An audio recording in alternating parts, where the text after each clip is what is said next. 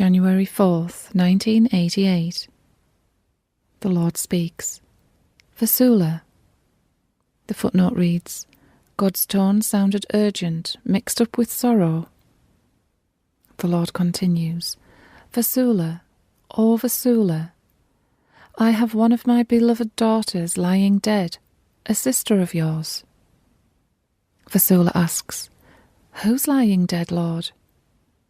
The Lord replies, My well-beloved daughter, Russia. Come, and I will show her to you.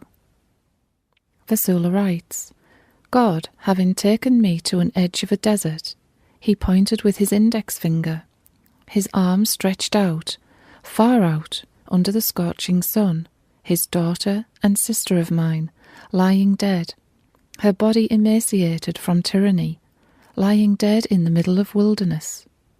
She seemed abandoned even at her death. She died all alone, with no one near her to console her. When I saw this painful sight, I burst into tears out of pity for her. I cried bitterly when I saw her. The Lord speaks. Oh, do not weep. I will resurrect her, Vassula. I will resurrect her for my glory. I will revive her as I have revived Lazarus. Vassula says, O God, you give me so much pain. The Lord speaks. This pain you feel is nothing compared to mine. I love her, Vassula. Have pity on her too. I will not leave her lying dead and exposed in the scorching winds. Vassula, love your sister. Pity her. Go to her. Love her. Love her, for she is so unloved by everyone. Vassula, she had abandoned me and turned against me. She turned against me when she grew, and when it was her time for love. I called her to share my cloak, but instead she walked away. Feeling mature, she believed she would be able to feed herself on her own. She turned her back on me and walked away. Like an unfaithful wife, she fled.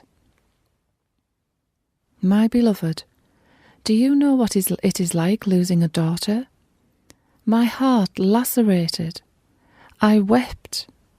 Like this was not enough, she proudly and without the slightest remorse declared openly war against me, her father, and against all the martyr saints. She believed in me no more. She stopped worshipping me, hoping in me and loving me. She seemed to have forgotten the love we once shared. I had given her sons and daughters, but in her fury she slaughtered my children and handed them over to Satan, as one offers a burnt offering. Then, as though this was not enough, she turned to Satan and made a pact with him, to be faithful to him and worship him instead, if he would offer her all what she desired. Satan agreed with the condition to leave him free. Satan then disconnected her entirely from me. She let him cut our bonds. He made her trust him. Treacherous as he is, he led my daughter into marshlands first, where she would have to lean on him for fear of sinking into quicksands. She asked him to allow her to lean entirely on him. Vassula, like Jerusalem at one time, who fled from my house of holiness, to become a daughter of no morals, offering her children, one after the other, as sacrifice. Russia, my daughter, thought it wise to do the same. She took my holy presents, offering them to Satan, who turned them all into weapons.